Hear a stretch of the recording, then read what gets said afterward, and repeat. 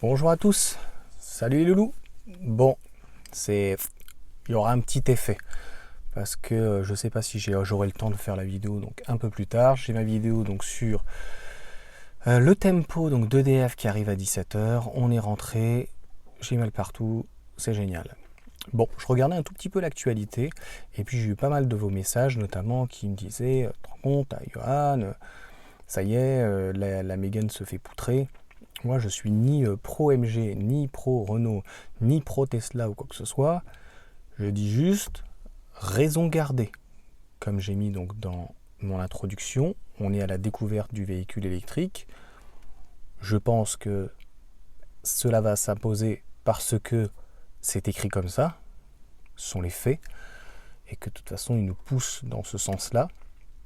Et voilà, la MG4 a son petit moment donc de gloire, mais on ne peut pas reprocher aux États de faire du patriotisme, de faire du protectionnisme. Franchement, non, je suis désolé.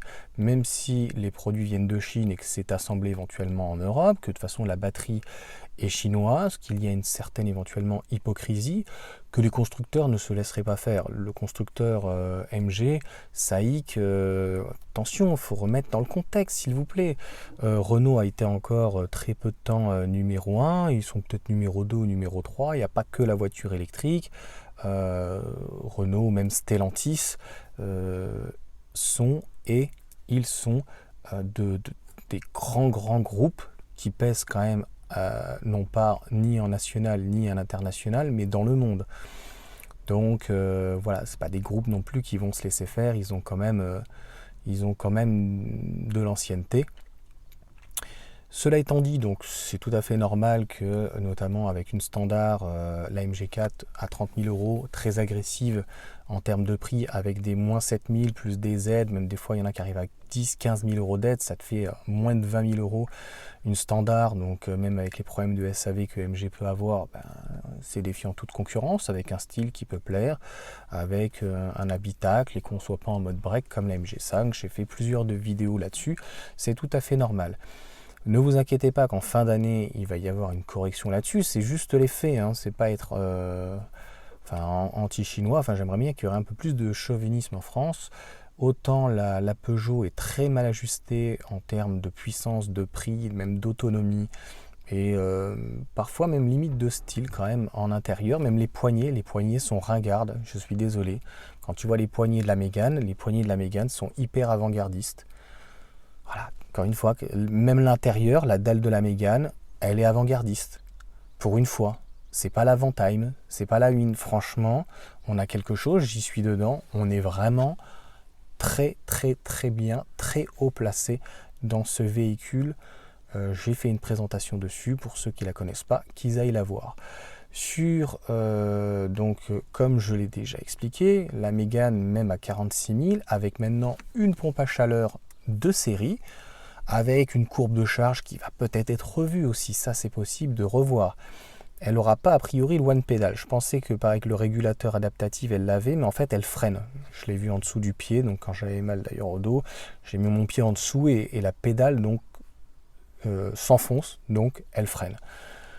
C'est la seule chose qu'on pourrait dire de moins bien que la MG4, parce que concrètement 46, quelqu'un qui l'aurait à moins, mettons 7, ça lui fait à 39 000. Entre 39 000, une Mégane avec 220 chevaux et une Luxury qui est quand même un petit peu moins bien quand même, hein, entre une iconique Mégane et une MG4 Luxury qui est à 36. C'est d'ailleurs pour ça qu'ils ont, je pense, pas remonté les prix, parce que tout était prévu dans le plan. Toutes les informations, on les avait depuis le début de l'année. Mais il n'y a pas eu cette augmentation de 2-3 000 euros. Ils se sont dit on ne va pas augmenter le prix si on redescend juste après. Ils sont au ras des pâquerettes, contrairement à la Dacia Spring qui va peut-être redescendre, qui a augmenté de plus de 4 000 euros.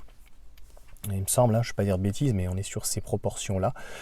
Donc on ne peut pas tout savoir, hein. Quand j'ai des commentaires des fois qui me disent ça serait bien de revoir un petit peu ton sujet ou quoi que ce soit, je ne suis pas un pro Tesla, encore une fois, je ne suis pas, voilà, j'aime toutes les voitures, j'ai certaines marques que je préfère, mais on ne peut plus tout avoir en tête. Préparer, ça demanderait des heures et des heures, et il y a beaucoup d'impro, c'est un petit peu comme du stand-up, voilà, ça plaît pas. Et donc la correction se fera l'année prochaine. ne vous inquiétez pas, il n'y aura pas de baisse de prix, que ce soit au niveau de chez Renault ou de Peugeot. Ils attendent le soutien de l'État. Il faut reconnaître qu'ils ont toujours été un petit peu comme des assistés, un petit peu comme les gens malheureusement certaines fois en HLM, donc être habitués à être assistés. Je vous rappelle que les gens, quand ils n'ont pas pu payer leur régule de charge par rapport au problème de gaz en début d'année, tu vois, l'année prochaine ça va être pire, ils ne voulaient plus payer leur petit loyer qui restait à charge malgré les aides de l'APL, etc. C'est pareil avec les grands groupes. Ils pleurnichent parce qu'ils sont trop chers, parce qu'ils sont peut-être mal ajustés, parce qu'ils n'ont peut-être pas le même maillon. Bref, les faits sont là. Ils vont laisser passer couler.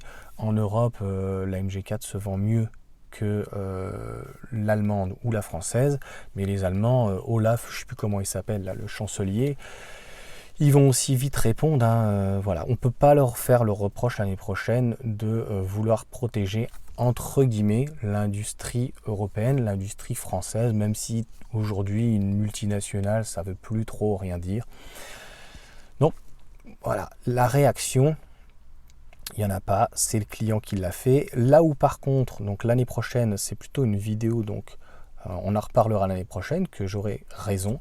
Là où par contre, si la MG4, il y aura je pense une augmentation de 1000 ou 2000 euros de leur prix l'année prochaine, parce que l'inflation est tellement importante qu'il y aura une répercussion, c'est obligatoire. Puis le fret ne fait qu'augmenter, un container, moi je sais, j'étais avec une dame, là c'était 1500 euros, aujourd'hui je crois que c'est délirant, c'est 8000, 5000, 8000, je sais plus, ça a explosé, c'est x3, x4, x5.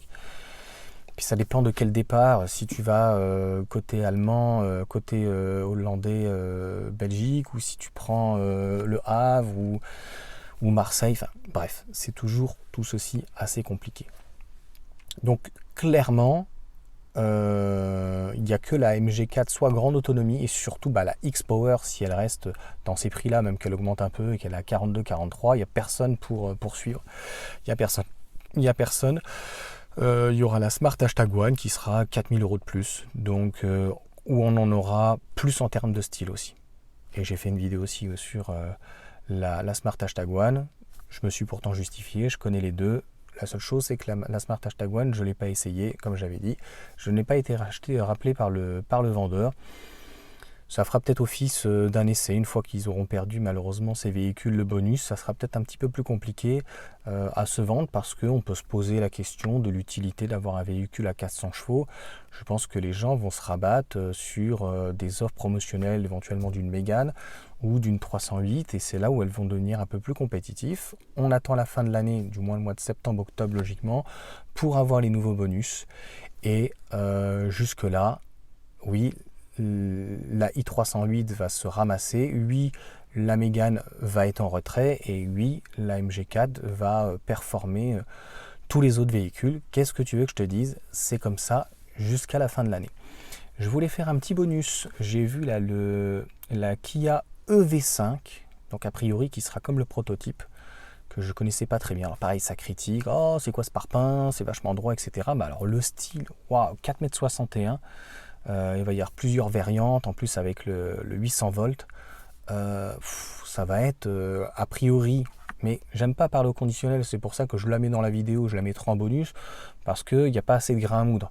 On n'a pas a priori les puissances, même si a priori ils vont se calquer sur les modèles électriques V6 et puis les autres véhicules, donc ils ont déjà de la gamme. Donc les batteries a priori, on parle de 77 kWh. Pareil, les batteries, même chez Tesla, ça devient plus du tout raisonnable. On avait commencé aux alentours des 50, 52 net, 55 brut. Enfin, là, on parle de 66. C'est dommage. Pour le quotidien, il n'y a absolument aucun intérêt d'avoir une batterie de plus de 60 kWh. Et là, vous voyez bien que tout le monde est en train de faire la course à l'autonomie, à la grosse caquette. Il n'y a pas d'autre mot, clairement. Et donc, une voiture électrique, c'est déjà très lourd. Donc rajouter des batteries de 5, 10, 15, 20. J'espère qu'un jour on pourra nous refaire avec des 800 volts, des charges de fou à 150, 250 kWh, qu'on puisse dans ces cas-là nous proposer des petites batteries avec 40 kWh. Ça suffirait largement, avec peut-être 3, 4, 5, 6 000 euros de moins, parce que c'est la batterie qui coûte le plus cher. Mais bon, c'est aussi le client qui est un peu responsable. Ils essayent de draguer les clients qui veulent de l'autonomie. Les autres ont compris que l'autonomie n'était pas la priorité. Voilà pour cette courte vidéo, je suis resté à 10 minutes. Donc je ne fais pas que donner l'information et même encore plus de la commenter. Je vous donne mon idée, mon ressenti et je ne m'inquiète pas du tout pour Renault. Pour la Mégane, elle est lancée, elle est très chère, mais elle va profiter du bonus de l'année prochaine que les Chinoises ne profiteront plus, ou les Américaines, ou tout ce qui vient de hors Europe éventuellement. Et puis vous inquiétez pas pour Renault, la succession est déjà prévue avec la Renault R5. Je m'inquiète plus pour Peugeot qui est complètement à la ramasse avec Stellantis. Stellantis qui va arriver, donc je vous ai fait des vidéos là-dessus, avec la C3, mais alors il va falloir voir le châssis, parce que autant la R5, ça va être le châssis de la Clio 5 retravaillé, on est d'accord là-dessus, CMP je crois, comme je te l'ai déjà dit, les noms des châssis modulaires, je ne les retiens pas par cœur, c'est pas ma cam, mais je crois que c'est comme ça qu'il s'appelle, donc il sera revu à la sauce électrique. Mais clairement, ce que nous annonce Stellantis, c'est un châssis à la mode chinoise, à la sauce chinoise, sauce indienne.